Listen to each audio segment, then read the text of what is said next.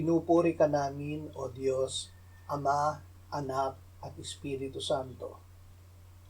Salamat, Ama, na ibinigay mo sa amin si Jesus na iyong anak, na namatay para sa aming kasalanan, iyong muling binuhay, iniakyat at iniluklok sa iyong kanan sa langit.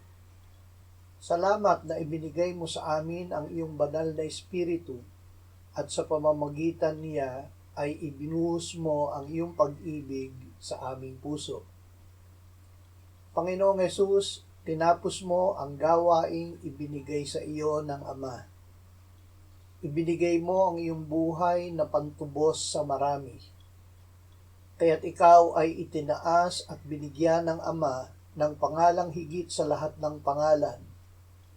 Sa iyong pangalan ay iniluluhod namin ang aming tuhod at ipinapahayag namin ang aming bibig na ikaw ay Panginoon sa ikaluluwalhati ng Diyos Ama. Amen.